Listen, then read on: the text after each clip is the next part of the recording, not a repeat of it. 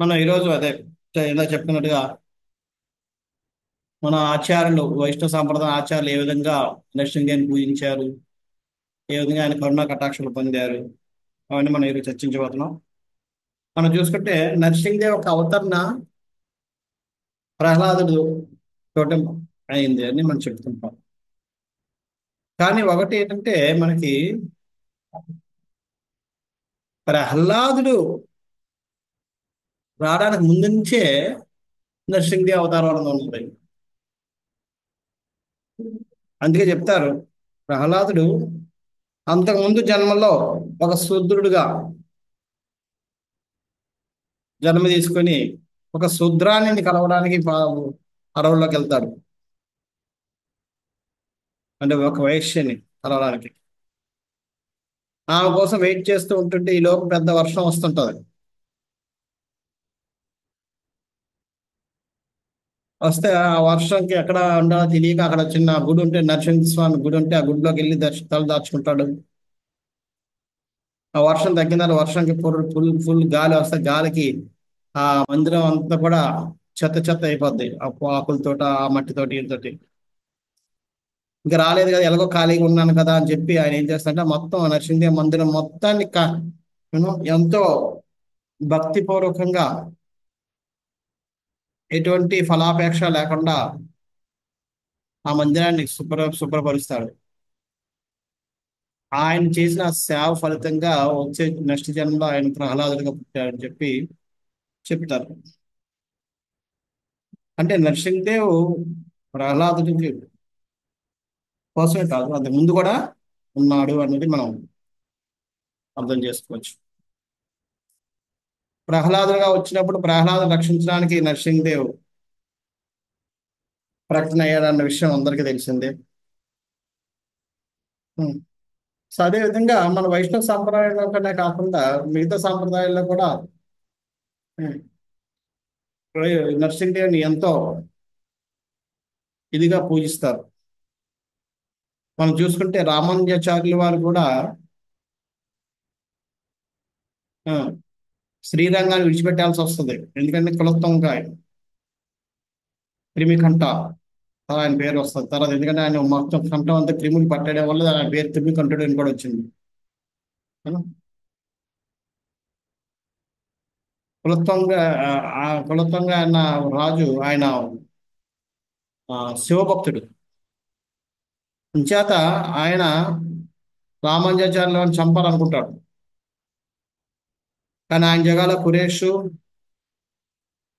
మళ్ళీ ఎవరు మన పెరియ నంబి అంటే ఆ, వాళ్ళిద్దరు వెళ్తారు. వాళ్ళిద్దరు వాళ్ళ జగాపలో రామానుజాచార్యుని అనుకుని కురేష్ యొక్క కళ్ళు తీసేస్తారు. అదే పెద్ద స్టోరీ.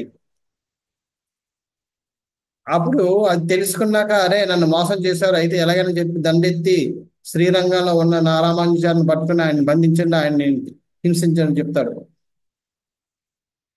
ఇంకో కోపం పెరిగిపోద్ది, నన్ను మోసం చేస్తారా అని చెప్పి. దానికి రామానుజాచార్యుల వారు శ్రీరంగం నుంచి పారిపోయి వెళ్ళిపోతారు. వెళ్ళిపోయి నారాయణపురం, చెలువు నారాయణపురం అని చెప్పి వస్తారు. అది మేలుకొట్టాయి ప్రజెంట్. అక్కడ నరసింహదేవ్ క్షేత్రంలో ఆయన 14 సంవత్సరాల పాటు తలదాచుకుంటాడు. ఆ విధంగా రామానుజాచార్యుల వారు నరసింహదేవుని యొక్క నరసింహదేవుని అక్కడ యోగానంద నరసింహ ఉంటాడు. ఆ యోగానంద నరసింహ ఎవరో కాదు, సాక్షాత్తు ప్రహ్లాదుడు అక్కడ తపస్సు చేసి ప్రతిష్ఠించిన నరసింహ. ప్రహ్లాదుడు చనిపోయిన తర్వాత, నరసింహదేవుడు హిరణ్యకశిపుని చంపిన తర్వాత ప్రహ్లాదుడు రాజు అయ్యాక అక్కడ రాజగురువులు వీళ్ళందరూ కూడా ప్రహ్లాదుడికి ఒక సలహా ఇస్తారు. నాయనా, నరసింహదేవుడు నువ్వు కోరకపోయినా నీ కారణంగా వచ్చి మీ తండ్రిని చంపారు కాబట్టి అది దానికి కారకుడు నువ్వే అవుతావు. అంచేత తండ్రిని చంపిన ఆ దోషం నీ మీద ఉండిపోద్ది. అందుకని నువ్వు తపస్సు చేసి భగవంతుని ఏం? కరుణ కటాక్ష వచ్చి ఆ పాపం నుంచి బయటపడు అని చెప్తారు. అప్పుడు ప్రహ్లాదుడు మేలుకొట్టే వచ్చి మేలుకొట్టేలో తపస్సు చేస్తారు, తీవ్రమైన తపస్సు. ఆ తపస్సు చేసి నరసింహదేవిని యోగానంద రూపంలో అక్కడ దర్శనం చేసి ఆయన ప్రతిష్ఠిస్తాడు. ఆయన అక్కడ ఉండమంటే అక్కడ ఆ విధంగా ఆయన ప్రతిష్ఠిత అవుతాడు. సో అప్పటి నుంచి ఉన్న ఆ క్షేత్రానికి, నరసింహదేవి క్షేత్రానికి రామానుజాచార్యుల వారు వెళ్ళి 14 సంవత్సరాలు అక్కడ ఎటువంటి ఇబ్బందులు లేకుండా ఉంటాడు. అంత ముందు వరకు ఆయన అటు ఇటు అటు అటు ఎక్కడ కూడా ఒక చోట ఉండకుండా తిరుగుతూనే ఉండేవాడు. కానీ 14 సంవత్సరాలు ఆ క్రిమికంఠుడు చనిపోయే వరకు ఉను, అక్కడే ఉంటాడు. ఆ తెలిసిన తర్వాత అప్పుడు మళ్ళీ అక్కడి నుంచి మేలుకొట్ట నుంచి తిన్నగా శ్రీరంగం వెళ్ళిపోతాడు. అంటే ఈ విధంగా రామానుజాచార్యుల వారు కూడా నరసింహదేవుని యొక్క ఆశ్రయాన్ని మేలుకొట్టేలా పొంది ఉను, 14 సంవత్సరాలు అక్కడ ఉండగలిగారు. అంచేత నరసింహదేవుని ఆశ్రయించడం అన్నది వైష్ణవ సాంప్రదాయాలు కొత్త విషయం అన్నదే కాదు.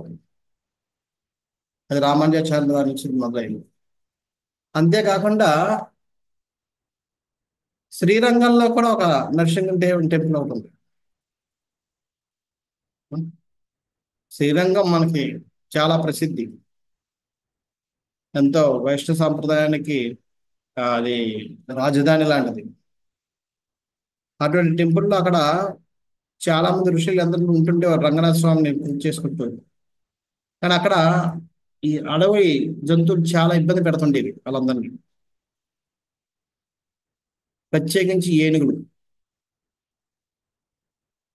ఆ ఏనుగులు వచ్చి ఆ ఋషుల తాలూకా ఆశ్రమాలు ధ్వంసం చేసేసేవి, ఆ యజ్ఞాలు ధ్వంసం చేసేసేవి, ఆ పొలాలు ధ్వంసం చేసేసేవి. రకరకాల జంతువులు ఆ ఇబ్బందులు పడలేకపోతే వాళ్ళందరూ కలిపి ఏం చేస్తారంటే నరసింహదేవుని వేడుకుంటారు. నరసింహదేవ స్వామి టెంపుల్ని, నరసింహదేవ స్వామిని ప్రతి ప్రతిష్ఠించి వాళ్ళు అక్కడ ఇచ్చేస్తారు. అందుకనే ఇప్పుడు కూడా ఆ టెంపుల్ ఎక్కడ కూడా ఉంది శ్రీరంగంలో. అక్కడ ఆ ప్రతిష్ఠించినప్పటి నుంచి అక్కడ ఎటువంటి ఇబ్బందులు లేవు. ఆ తర్వాత ఏనుగులు కానీ ఒక్క జంతువు కూడా కనబడలేదు. నిజంగా ఇక్కడ కూడా ఆనవాయితీ ఇప్పుడు కూడా ఏం చేస్తారంటే ఆయన ఇప్పుడు కూడా నేను రక్షిస్తున్నాను అని చెప్పడం కోసం ఆయన ఉత్సవ విగ్రహాన్ని యాక్చువల్గా రంగనాథ స్వామి టెంపుల్లోనే ఉంటారు. మామూలుగా అయితే ఎక్కడైనా నరసింహదేవ్ టెంపుల్ యొక్క ఏదైనా మందిరం ఉంటే మందిరం కలగా ఉత్సవ విగ్రహ మూర్తులు కూడా మందిరంలోనే ఉంటాయి. కానీ ఇక్కడ మనం కట్టు నరసింహ పెరుమాళ్ళు అంటాం. కట్టు అంటే ఫారెస్ట్ అని అర్థం. అడవిలో పుట్టాడు, అడవిలో ప్రతి వెలిసాడు కాబట్టి కట్టు అంటారు. కట్టు అంటే అది తమిళలో ఆ అడవి అని. అక్కడ ఆ మందిరంలో ఉత్సవం మాత్రం రంగనాథ స్వామి మందిరంలో ఉంటాడు. రంగనాథ స్వామి మందిరంలో నుండి అక్కడే ఆయన పూజలు అన్ని జరుగుతాయి. సంవత్సరానికి ఒకసారి విజయదశమి రోజు ఆ మందిరంకి వెళ్తాడు. నరసింహదాస్ స్వామి మందిరంకి వెళ్ళి ఉదయాన్నే అక్కడికి వెళ్తారు. వెళ్ళిన తర్వాత ఆయనకి ప్రత్యేకంగా పెద్ద స్వాగతం జరుగుతుంది. జరిగిన తర్వాత సాయంత్రం ఆయన 6 గంటలకి ఆ, ఆయన వేటకి వెళ్తాడు. ఒక ప్రత్యేకమైన వెదురు బద్దలతో చేయబడిన ఒక విల్లు, బాణాలు పట్టుకుని ఆయన వేటకెళ్ళి 4 దిశల్లో 4 బాణాలు వేస్తారు.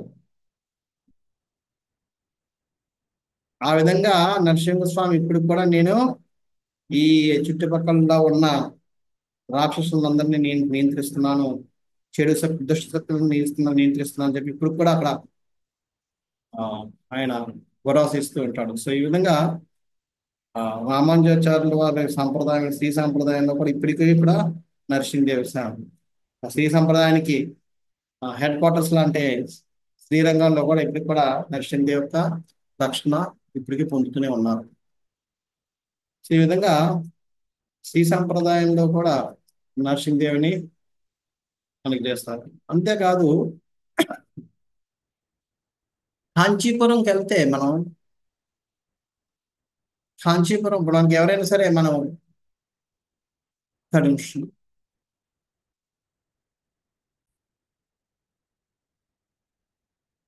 ఇప్పుడైనా మనం ఆ, బాలాజీ మందిరానికి తిరుపతికి దర్శనంకి వెళ్తే అందరూ చెప్తారు ముందు మనం చేసుకోవాల్సిన దర్శనం వర వరహస్వామి, ఏనా? భూవరహ వరహస్వామిని దర్శించి దాని తర్వాతే బాలాజీ దర్శనం చేసుకోవాలంటారు. ఎందుకంటే ఆ తిరుపతి యొక్క స్థలం అంతా వరాహదేవుడికి సంబంధించింది కాబట్టి, వరాహదేవుడు ఆయనకి లీజుకి ఇచ్చాడు కాబట్టి దానికి ప్రతీకగా మొదటి దర్శనం, తొలి దర్శనం వరాహస్వామికి అవుతుందని చెప్పి చెప్తారు. ఆయన ఇస్తాడు, భరోసా ఇస్తాడు బాలాజీ. అంచేత మనం ఎప్పుడైనా వెళ్తే దర్శనంకి బాలాజీకి ముందు వరాహస్వామి దర్శనం చేసుకున్నాకే బాలాజీ దర్శనంకి వెళ్ళాలి. సో అదే విధంగా కాంచీపురంలో కూడా నరసింహస్వామి ఒకరు ఉన్నారు, వెలిశారు. ఆ వరదరాజ స్వామి అవతరించడానికి ముందు ఆయనకి రక్షణ చేస్తూ ఆయన అక్కడ ఉంటాడు. ఆయన రక్షిస్తూ ఉంటాడు. ఆయన యాక్చువల్గా ఆ ప్రదేశం అంతా ఆయనది అంటారు, ఆ మందిరం అంతా. ఆ మందిరంలో వరదరాజ స్వామికి దర్శనం ఇచ్చారు కాబట్టి, ఆయన రక్షిస్తున్నారు కాబట్టి వరదరాజ స్వామి ఆయనకు కూడా వరదానం ఇస్తాడు. నన్ను ఇక్కడ రక్షిస్తున్నా కాబట్టి ముందు దర్శనం నీకే జరుగుతుందని చెప్పి. సో ఆ విధంగా ఇక్కడ వరదరాజ స్వామి దర్శనంకి వెళ్ళినప్పుడు అక్కడ ముందుగా ఉన్న నరసింహ స్వామి దర్శనం చేసుకున్నాకే వరదరాజ స్వామి దర్శనం చేసుకోవాలి. ఆ విధంగా ఆ హస్తిగిరి, అంటే ఆ ప్రదేశం, వరదరాజ స్వామి ఉన్న ప్రదేశం పేరు హస్తిగిరి అంటారు. ఆ హస్తిగిరిని నరసింహస్వామి రక్షిస్తూ ఉంటాడు. అంతేకాకుండా ఆ హస్తిగిరిని కాకుండా ఈ అతివరద లోపల ఉన్నారు, సముద్రంలో, పొలంలో ఆయన కూడా ఈ నరసింహదేవుడు, దాని పక్కన ఉన్న సుదర్శనుడు, వీటిద్దరూ కూడా ఎప్పుడు రక్షిస్తూ ఉంటారు. వాళ్ళ రక్షణ సంరక్షణలో ఉంటారు. సో ఈ విధంగా అక్కడ ఆ మందిరాన్ని నరసింహస్వామి పరిరక్షిస్తూ ఉన్నాడు. సో అక్కడ అది, అలాగే మనం చూసుకుంటే జగన్నాథపురి చరిత్రలోకి వెళ్తే ఇంద్రదమ్ముల మహారాజు మొట్టమొదటిసారిగా జగన్నాథ యొక్క విగ్రహాలని చెక్కించాడు అని మనకు తెలుసు. అయితే ఆయన ఇంద్రదమ్ముల విదర్భ నగరానికి, అమరావతి, విదర్భ రాజ్యానికి రాజు అక్కడి నుంచి వస్తాడు.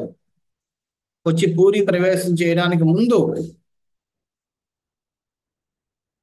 ఆయన నరసింహదేవుని ప్రతిష్ఠించి, నరసింహదేవుని పూజించి దాని తర్వాతే పూరి ప్రవేశం చేసి, ఆ దాని తర్వాత ఆయనకి దారు బ్రహ్మ దొరకడం, దారు బ్రహ్మ చిక్కించడం ఇవన్నీ జరుగుతాయి.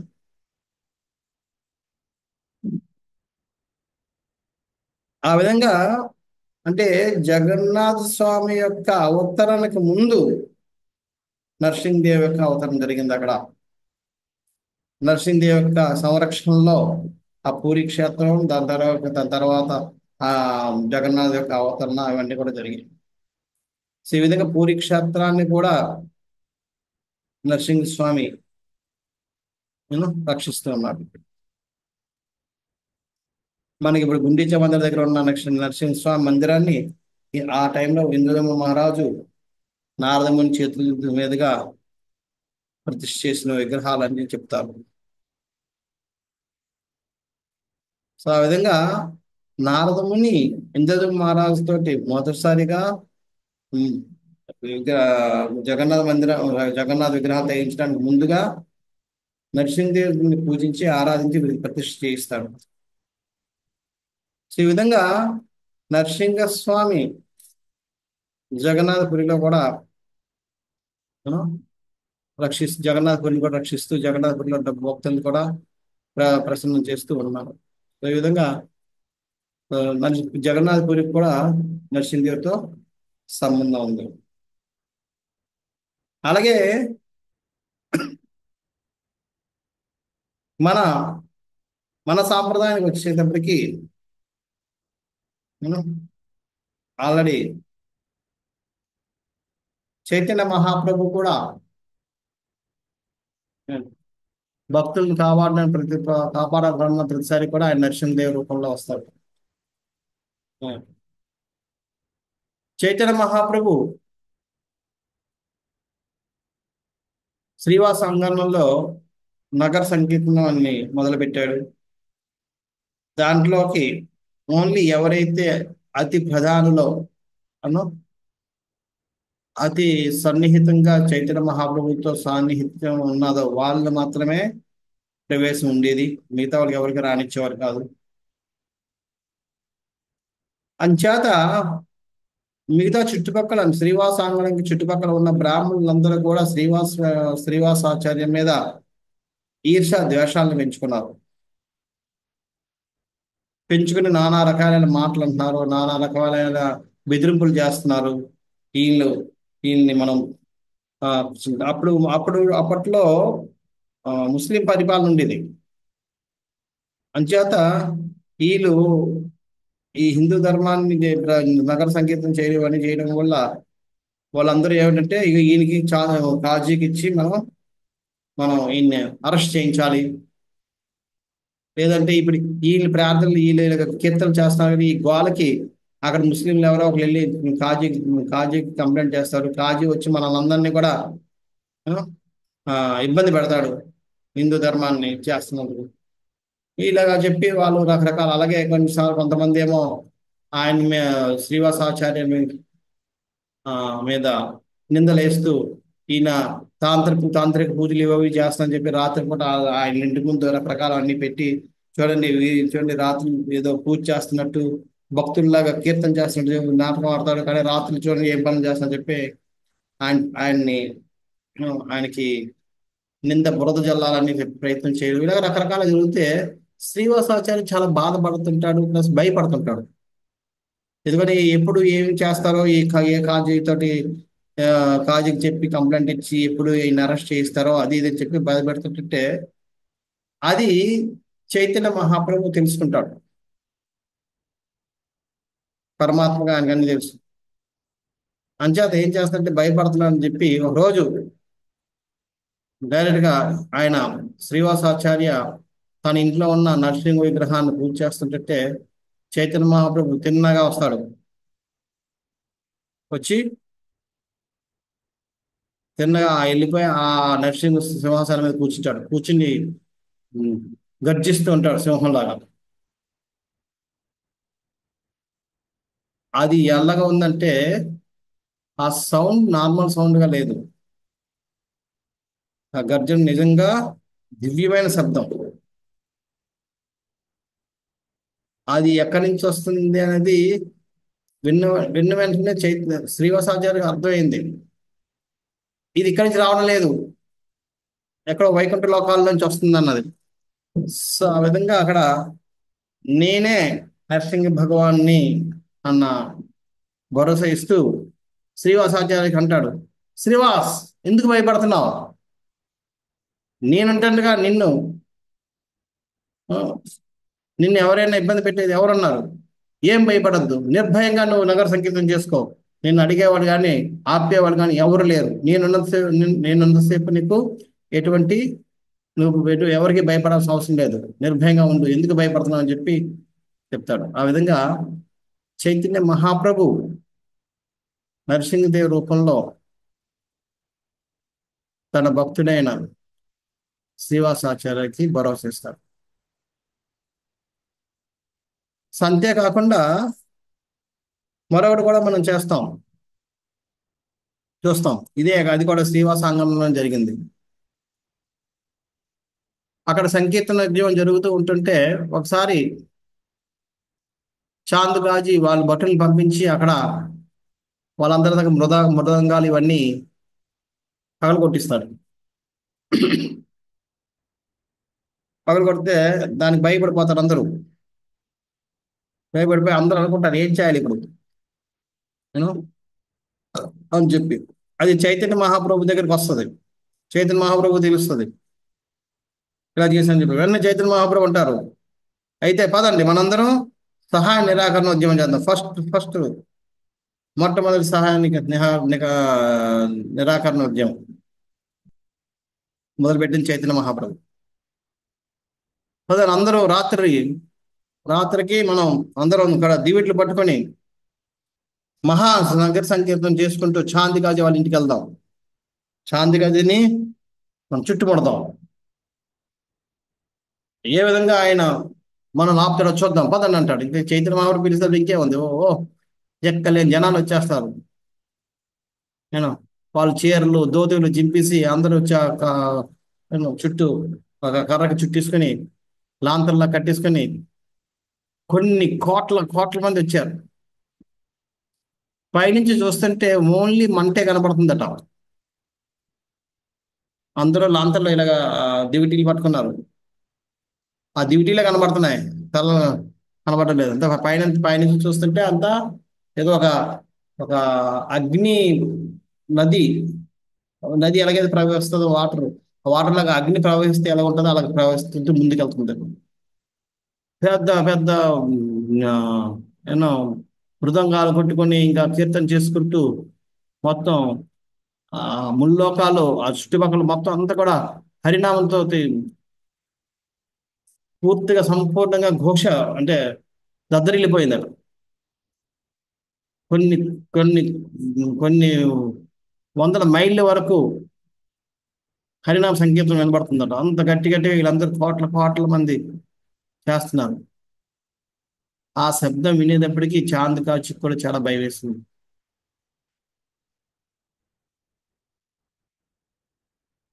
చాంద్ కాజు కూడా భయం వేసింది. వీళ్ళందరూ అక్కడికి వెళ్ళారు. వెళ్ళేటప్పుడు చాంద్ కాజు బయటికి రాడు. బయట రాకుండా చైతన్య మహాప్రభుతో కౌరు పంపిస్తాను, నువ్వే వచ్చి మాట్లాడు, నువ్వు నేను కలవాలనుకుంటున్నాను అని చెప్పి. అప్పుడు వాళ్ళిద్దరూ చైతన్య మహాప్రభు చాంద్ కాజు ఇద్దరు మాట్లాడుకుంటారు. మాట్లాడుకుంటున్నప్పుడు అప్పుడు ఆ మాటల్లో చైతన్య మహాప్రభు ఏ విధంగా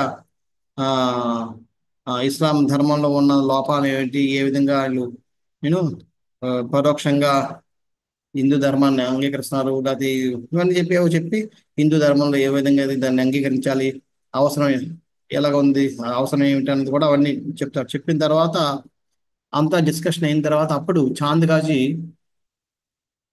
చైతన్య మహాప్రభుతో అంటాడు, నిమ్మాయి నువ్వు నాకు మేనల్ లాంటి వాడివి. ఎందుకంటే మీ అమ్మ నాకు ఇప్పుడు కూడా నన్ను అన్నయ్య అన్నయ్య అని పిలిచి ఎంతో చక్కగా ఆప్యాయంగా పిలుస్తుంది. అంచేత నువ్వు నా మీద ఎందుకు కోపపడుతున్నావు, ఎందుకు ఇంత ఉద్యోగం చేస్తున్నావు, ఇంత ఇంత హంగామా ఎందుకు చేస్తున్నావు? ఆ? నువ్వు నేను మంచివాడు. అంచేత ఈ రోజు నుంచి నేను చెప్తున్నాను, నీకు ఎటువంటి ఆటంకం లేదు, ఇప్పటి నుంచి ఎవరు నిన్ను ఆపరు, మీరు నగర సంకీర్తన చేసుకోండి అని చెప్తాడు. చెప్పిన తర్వాత అంటాడు, నేను ఇంకొకటి నా మనసులో మాట చెప్పాలనుకుంటున్నాను, దయచేసి విను, ఎవరికి చెప్పొద్దు, కొంచెం దగ్గరికి రా అని చెప్పి దగ్గర తీసుకుని చెప్తాడు. ఏంటంటే చెప్తాడు, రాత్రి నేను మృదంగా పగలగొట్టించి వచ్చిన తర్వాత నేను పడుకుంటే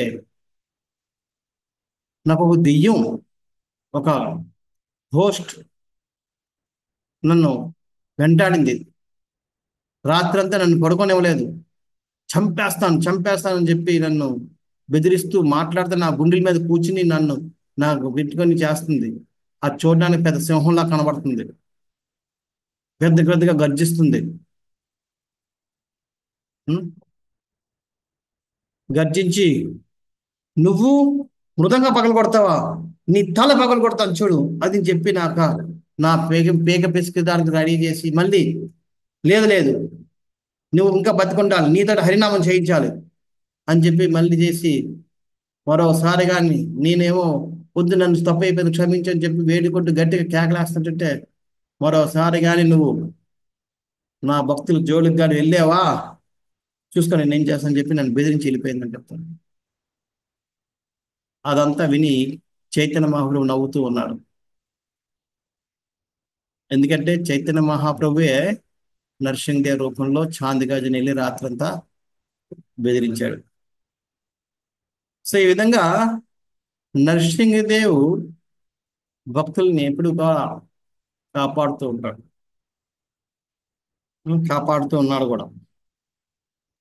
సో అలాగా చైతన్య మహాప్రభు రెండు సందర్భాల్లో తన నరసింహ రూపాన్ని ఎత్తి తన భక్తులకి భరోసాని ఇవ్వడం అనేది జరుగుతుంది. అలాగే భక్తి సిద్ధాంత సరస్వతి ఠాకూర్లు వారు కూడా ఉమ్, ఇక్కడ మాయాపూర్లో చైతన్య గౌడీ మఠాన్ని నిర్మించిన తర్వాత అక్కడ ఎన్నో గొడవలు అవుతున్నాయి ఈ ముస్లింలతోటి వాటితోటి. ఆ గొడవల నుంచి బయటపడి ఆ గొడవల నుంచి బయటపడడం కోసం ఆయన ఏం చేస్తారంటే ఒక ఆ చైతన్య గౌడీ మఠంలో నర్సింగ్ దేవ్ యొక్క విగ్రహాన్ని ప్రతిష్ఠిస్తారు. ప్రతిష్ఠించి ఆరాధించి ఆయన వేడుకుంటాడు ఈ గొడవలను దూరం చేయని చెప్పి. ఆ ప్రతిష్ఠించినప్పటి నుంచి కూడా ఆ గొడవలన్నీ చాలా ఆ, సర్దుకున్నాయి. సర్దుకొని ఎటువంటి గొడవలు లేకుండా ఎంతో ప్రశాంతంగా ఉండడం మొదలైంది. సో ఆ విధంగా మన ఆచార్యులైన భక్తి సిద్ధాంత సరస్వతి ఠాకూర్ల వారు కూడా నరసింహదేవిని పూజించి నరసింహదేవి కృపా కటాక్షాలను పొందారు. దానిలో ఆనవాయితీగానే తర్వాత ప్రభుపాద వారి యొక్క ఆధ్వర్యంలో మాయాపూర్ ప్రాజెక్ట్ జరుగుతున్నప్పుడు అక్కడ కూడా గొడవలు అవుతుంటాయి. ప్రభుపాద వెళ్ళిపోయారు. ప్రభుపాద గోలోకంకి వెళ్ళిపోయిన తర్వాత కూడా చాలా గొడవలు అవుతున్నాయి. అవన్నీ అవుతుంటే ఇంకా అప్పుడు అందరూ కూడా జీబీసీ మెంబర్స్ అందరూ కూడా అదే నిర్ణయం చేశారు. భక్తి సిద్ధాంత సరస్వతి ఠాకూర్ వారు కూడా ఇక్కడ నరసింహదేవ్ విగ్రహాన్ని ప్రతిష్ఠించి నరసింహదేవ్ యొక్క రక్షణ పొందారు కాబట్టి మనం కూడా విగ్రహాన్ని ప్రతిష్ఠించి మనం కూడా నరసింహదేవ్ యొక్క ఆ, కృపా కటాక్షాలు పొందాలి, ఆయన రక్షణ పొందాలని చెప్పి నిర్ణయించి మాయాపూర్లో నరసింహదేవ్ విగ్రహాన్ని కూడా ప్రతిష్ఠించడం అనేది జరిగింది. మన ఆచార్యులైన భక్తి సిద్ధాంత సరస్వతి గారి యొక్క అడుగు జాడల్లో నడుచుకుంటూ ఏనాడైతే నరసింహదేవ్ యొక్క ప్రతిష్ఠ జరిగిందో ఆనాడు నుంచి మాయాపూర్లో ఎన్నో గొడవలు అన్నవి సర్దుమణిగి ఉన్నాయి. ఆ తర్వాత నుంచి చాలా గొడవలు అసలు ఎవరు కూడా రావడం మానేశారు. అదో గొడవలు అన్నవి లేకుండా పోయాయి. సో ఈ విధంగా నరసింహమూర్తి నరసింహస్వామి ఇప్పటికి కూడా మాయాపూర్ని రక్షిస్తూనే ఉన్నాడు. మాయాపూర్ని కాకుండా మాయాపూర్ వచ్చిన భక్తులందరినీ కూడా రక్షిస్తున్నారు. దానికి ఒక పెద్ద స్టోరీ, ఎన్నో స్టోరీలు ఉన్నాయి మనం అన్ని చెప్పుకోవడానికి. సో ఈ విధంగా మన సాంప్రదాయంలో కూడా ఇస్కాన్లో కూడా నరసింహదేవ్ యొక్క రక్షణని పొందుతూనే ఉన్నాం. మన జూహు స్థలాన్ని కొనుక్కున్నప్పుడు ఆ స్థలం ఎవరి దగ్గర నుంచి కొన్నారో ఆయన నుంచి చాలా గొడవలు అవుతున్నాయి. ఎందుకంటే మిస్టర్ నాయర్ అన్న ఆయన దగ్గర కొన్నారు. ఆయన ఏం చేశారంటే ఏవో 5 లక్షలు ఎంత అప్పట్లో 5 లక్షలకి మనం జగా కొన్నాం. ఆ, జగా కొంటే ఆ జగాకి డబ్బులు మనం 5 లక్షలు ఒక సంవత్సరంలో ఇస్తామని చెప్పి ఒప్పందం కుదుర్చుకుని అడ్వాన్స్గా ఒక 2 లక్షలు ఇచ్చారు. మిగతా 3 లక్షలు ఒక సంవత్సరంలో మేము తీరుస్తాం, దానికి మీరు పేపర్లు రాసి ఇచ్చేయాలి, మేము చేస్తామని చెప్పి. కానీ 2 లక్షలు తీసుకున్నాడు. తీసుకున్న తర్వాత పేపర్లు రాయడం మానేశాడు. రిజిస్ట్రేషన్ చేయడం లేదు, పేపర్ రాసి ఇవ్వడం లేదు. ప్రభుపాద వారు చాలా కోపడుతున్నారు శిష్యుల మీద. మీరు పేపర్లు రాయించుకోకుండా డబ్బులు ఎందుకు ఇచ్చారు? ముందు పేపర్ రాయించుకున్నాక డబ్బులు ఇవ్వాలి. డబ్బులు ఇచ్చినట్టు కూడా మరి పేపర్ రాయించుకోవడం లేదు, రాసి ఇవ్వలేదు. ఇంక మీరు ఎందుకు అడగమంటే నేను ఎవరు ఏం చేస్తా చెప్పండి, ఎవరు చెప్పండి మీరు నాకు డబ్బులు ఎక్కడ ఇచ్చారు, డబ్బులు కూడా ఇవ్వలేదు అంటాడు. కొన్ని మా డబ్బులు మాకు ఇచ్చిందంటే నేను డబ్బులు ఇవ్వను, నేను ఏం చేసుకోండి అంటున్నాడు. కొన్ని డబ్బులు ఇవ్వకపోతే పేపర్ రాసి ఇవ్వండి అంటే పేపర్ కూడా మీరందరూ నాకు డబ్బులు అన్నీ ఒప్పుడు కడతాను, నేను రాసిస్తాను అంటున్నాడు. వీళ్ళందరూ కూడా వాళ్ళకి మిగిలిన డబ్బు కూడా ఇచ్చేది రాయించుకుందాం అంటే ప్రభుపాద రాపుతారు, వద్దు, ఇప్పుడున్న డబ్బులకే మనకి ఏం రాసి ఇవ్వడం లేదు, ఇప్పుడు ఈ డబ్బులు కూడా ఇచ్చేస్తే మేము మొత్తం తీసుకున్నాక రాసి ఉంటే మనం ఏం చేయలేము, అంచేత ఇవ్వద్దని చెప్పి ఆపుతారు ప్రభుపాద వారు. సో ఈ విధంగా అది గొడవలు అవుతున్నాయి. ఆ తర్వాత ఏంటంటే ఇంకా అందరూ కలిపి చెప్తారు, స్వామీజీ బెస్ట్ ఏంటంటే మీరు ఆ స్థలంలోకి వెళ్ళిపోయి మీరు కూర్చుని పోనీ, ఎవరి స్థలంలో ఉంటే వాళ్ళకి బలం ఉంటుంది, అంచేది మీరు వెళ్ళి అక్కడ భగవంతుని పెట్టేసి భగవంతుని ప్రతిష్ఠించేసి పూజలు మొదలు పెట్టాలని చెప్పారు. సో ప్రభుపాద వారు అక్కడ ఉన్న వెల్ విషర్స్ ఎవరైతే ఉన్నారో మిస్టర్ సేత్ అని ఆయన యొక్క సహాయ సహకారాలతోటి రాత్రి రాత్రి మందిరం కట్టేశారు. ఫ్రైడే ఫ్రైడే నాడు సంకల్పం చేశారు. కోర్టుకి వెళ్ళాలంటే కోర్టులో స్టే కట్ట తెచ్చుకోవడానికి అవన్నీ సోమవారం వరకు ఉండాలి. ఈలోపు మనకి సోమవారం వరకు కూడా ఉంటాడో ఉండదో తెలిసి ఈ నాయన వచ్చి మనం ఖాళీ చేయించవచ్చు. అందుకని మీరు రాత్రి రాత్రి విగ్రహాలు పెట్టేస్తే విగ్రహాలు అంటే కొంచెం భయపడతారు జనాలు అని చెప్పి, ఇప్పుడు విగ్రహాలు పెట్టాలంటే ఎలా కడతాం, ఎలా పడితే అలా పెట్టడానికి లేదు. అప్పుడు మధ్య సేత్ అన్న ఆయన ఒక ఆయన యొక్క సహకారంతో ప్రభుపాద వారు రాత్రి రాత్రి అంటే ఫ్రైడే సాటర్డే కల్లా సండే కల్లా ఉదయానికి సండే ఉదయానికి షెడ్ వేసేసి భగవంతుని పెట్టేశారు. అప్పుడు అప్పుడు ఈ ఫేమస్ స్టేట్మెంట్ అంటారు ప్రభుపాద వారు, నువ్వు భగవంతుడికి ఇక్కడ మందిరం ఇల్లు కట్టించావు కాబట్టి నీ కోసం భగవంతుడు అక్కడ అక్కడ నీకు ఒక ఇల్లు కట్టిస్తున్నాడు అని చెప్పి.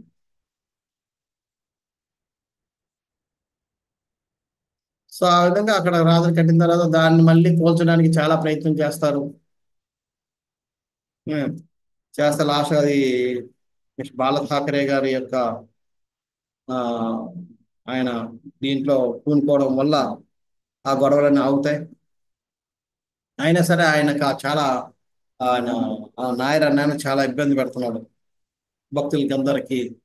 నేను రకరకాలుగా పోలీసులతోటి వాళ్ళతోటి వీళ్ళతోటి గొడవలు పెట్టించి ఇవి చేస్తుంటే అప్పుడు ఓ రోజు సాయంత్రం ప్రభుపాద వారికి చాలా చిరాకు వచ్చింది. చాలా ఇంటెన్స్ గా ప్రభుపాద వారు ప్రార్థన చేస్తున్నారు ఈ నాయన ఏం చేయాలని చెప్పి. నెక్స్ట్ డే ఉదయాన్నికే మనకు తెలిసింది నాయర్ చనిపోయారు, హార్ట్ అటాక్ వచ్చిందని చెప్పి. ఆ పెద్ద కర్మలు ఇవన్నీ జరిగిన తర్వాత ఓ 15 నెలల రోజుల తర్వాత ఆ నాయర్ గారి భార్య ప్రభుపాద వారి దగ్గరికి వచ్చింది. వచ్చి బాధపడుతూ ఏడుస్తూ ఉంటే అప్పుడు ప్రభుపాద గారు చెప్తారు, చూడమ్మా నీ మీద నాకు ఎటువంటి, నువ్వు నాకు కూతురు లాంటి దానివి. ఉం? నీకు నేను భరోసా, నీకేం కావాలన్నా నీకు ఎటువంటి కష్టం వచ్చినా సరే నాకు చెప్పు, నేను చేస్తాను చెప్పి ప్రభుపాద గారు ఆమెకి ఎంతో భరోసా చెప్పి అన్ని చేస్తారు. చేసిన తర్వాత అన్ని అయిన తర్వాత అప్పుడు ఆమె చెప్తాది, స్వామీజీ నేను ఒక విషయం చెప్పాలనుకుంటున్నాను మీకు. మా ఆయన చనిపోలేదు, మా ఆయన చంపబడ్డాడు అంటాడు. అదేంటమ్మా అలాగ అంటున్నావు అంటాడు. అవును, వాడు చనిపోయేటప్పుడు ఆయన గట్టి గట్టిగా కేకలేస్తున్నాడు, సింహం సింహం సింహం సింహం అని చెప్పి. కేకలేసి చనిపోయాడు అని చెప్పి అని చెప్పి వెళ్ళిపోద్ది. వెళ్ళిపోయిన తర్వాత అప్పుడు ప్రభుపాద వారు అంటారు, అవును ఆ రోజు నేను అనవసరంగా ప్రార్థించానేమో నరసింహదేవుడు అని చెప్పి అంటారు. పంచాలు ఆ విధంగా ప్రభుపాద వారు కూడా నరసింహదేవుని పూజించి నరసింహదేవి యొక్క కృపా కటాక్షాలని రక్షణ సంరక్షణని ఆ, ఆయన కూడా పొందారు. సో ఈ విధంగా మన వైష్ణవ సాంప్రదాయంలో వైష్ణవులు ఎంతో మంది మన ఆచార్యులు ఇంకా భక్తులకి అయితే ఇంకా కోపాలలో ఎన్నో స్టోరీలు ఉన్నాయి, భక్తుల స్టోరీలు. యూనో, ఈ విధంగా మనకి అనాథ కాలం నుంచి మన ఆచార్య మన మన యొక్క సాంప్రదాయమే కాకుండా వేరే సాంప్రదాయాల్లో కూడా నరసింహదేవుని ఆరాధిస్తూ నరసింహదేవి యొక్క కృపా కటాక్షాలను పొందుతూ నరసింహదేవి సంరక్షణలో వైష్ణవులు భక్తిని ఎంతో యూనో, ఆ నిర్విఘ్నంగా కొనసాగించడానికి మనకి నరసింహదేవ్ స్వామి ఎన్నో రకరకాలుగా మనకి అందరికీ తోడ్పడుతూ ఉన్నాడు.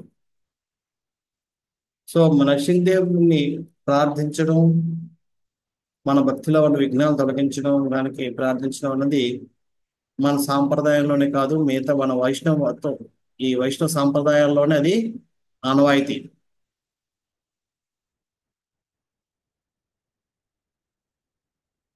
అంచేత మనందరం కూడా ఆ, నరసింహదేవుని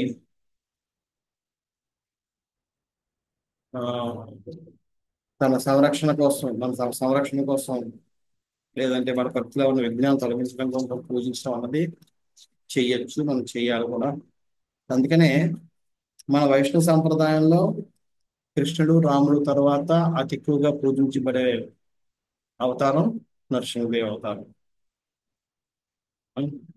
ఆ అతి ఎక్కువ పూజించబడే రూపం నరసింహ రూపం. అందుచేత మనం అందరం కూడా ఈ నరసింహదేవుని మనం ఆ చక్కగా పూజించి మనం ఆయన కృపా కటాక్షాలతోటి భక్తిలో ముందుకు కొనసాగచ్చు. హరే కృష్ణ. ఎవరికి నేను ప్రశ్నలు ఉన్నాయా? చర్చించుకుందాం.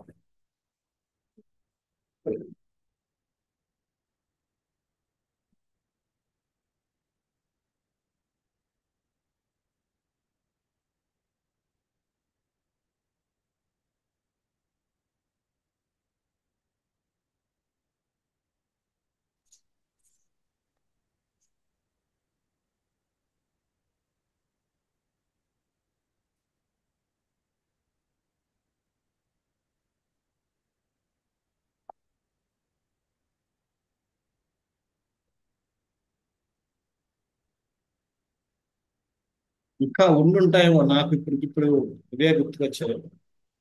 మన వైష్ణవ సంప్రదాయంలో ఇంకా ఉండుంటాయి అక్కడక్కడ నరసింహస్వామి.